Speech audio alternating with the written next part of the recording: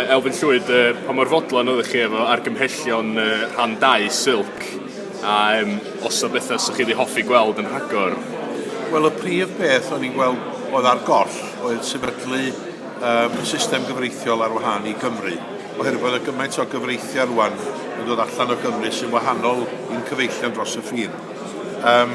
Ond mae Silc wedi dweud, wel, mae angen i'r Llywodraeth yn San Steffan ac yng Nghaerdydd ddod at ei gilydd o fewn 10 mlynedd mwyn hwyluso hynny. Swn i wedi licio weld o fory, wrth gwrs, ond doedd o ddim yno.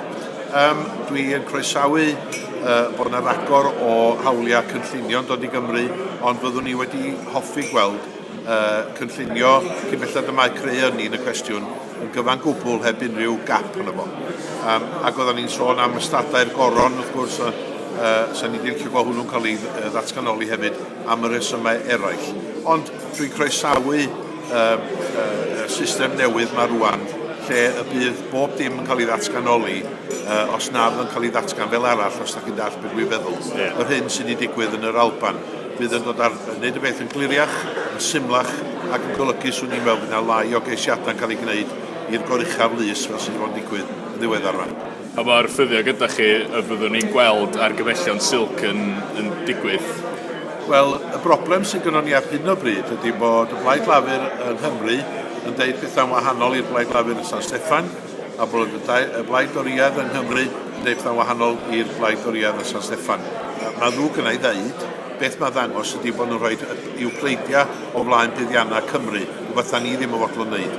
Felly, swn i'n gobeithio gwelwn ni o, da ni wedi deall y bydd na fesur Cymru yn araith y Frenhines ym Mhenrhyw fis neu 2, ac mae'n bwysig bod ono, a fyddwn ni'n gwthio i gael gymaint a fedrwn ni drwad cyn i'r Senedd orffen flwyddyn nesaf. Da ni wedi clywed lot am fygythiad UKIP i Blaid Cymru a eraill yn yr etholiadau Ewrop sydd yn dod, ond be am yr etholiad cyffredinol blwyddyn nesaf? Ydych chi'n gweld yr un math o fygythiad gan y blaid yna? Na, dydw i'm yn gweld y bygythiad yna ar ddiwedd y dydd, achos mae bobl Cymru yn derbyn bod nhw'n yn llawn aelodau o'r gymuned Ewropeaidd. Di hwnna ddim i ddeud, fel di eisiau gynharach heddiw, di hwnna ddim i ddeud na bob peth yn berffaith yna.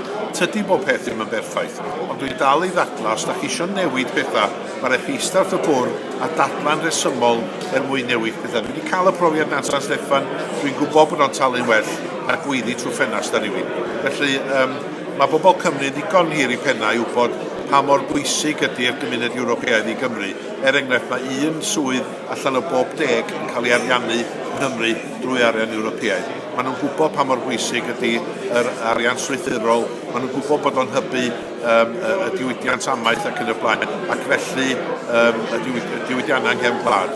Felly maen nhw'n dall yn un iawn, a dwi'n meddwl y bydd yr holl busnes yma o sôn am fewnfudo a pethau hefyd yn dechrau diflasu bobl, dwi'n meddwl.